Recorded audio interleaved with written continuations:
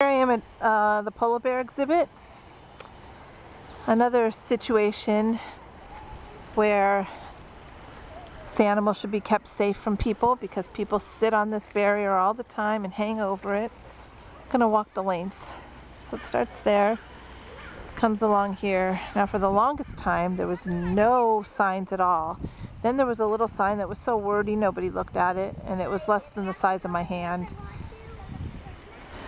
Then when we got those other signs, we got this one, the no peeing sign. So we'll continue along. Now this whole length used to be bears, but we've lost some bears, so this is a double wide for the polar bear now. As you can see, we're coming upon those other two signs.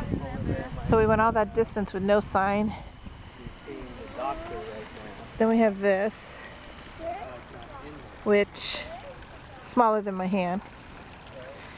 Then a couple of feet away we have the big wordy sign, which is like, why does it have to say all that? Can't it just say stay the hell off the barriers?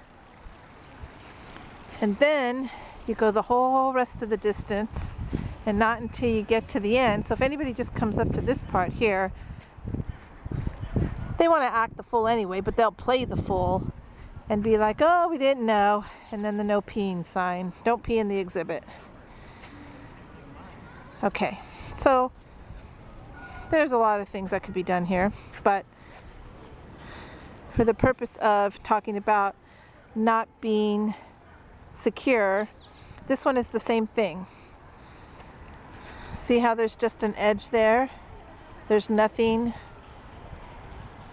keeping people from entering the enclosure, whether intentional or not.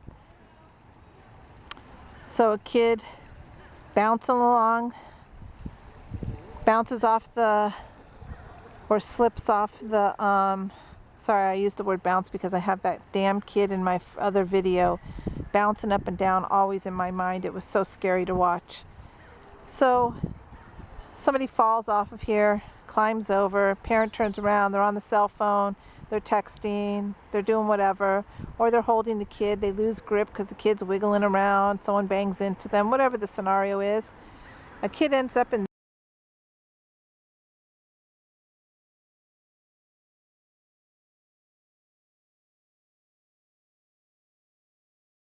I'm losing battery power on my second battery and I need to keep the other one, so let me continue on.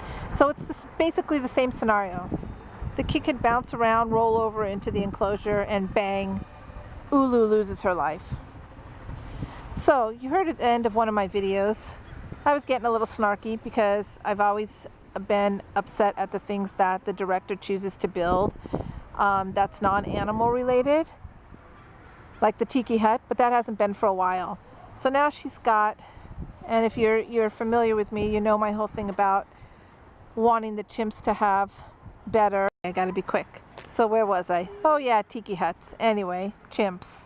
So instead of doing what's right for the chimps in a timely manner, and that's a whole different thing that you can read about on my blogs, is we're building new exhibits for animals we didn't even own before we started building these. Shafaka lemurs, and the one I'm staring at now, that's adjacent to the bears. This was one of the old bear grottos. As you can see, it's still under construction for this summer for wolves. But you can see, the point is here, there's glass that runs along the entire length of the exhibit.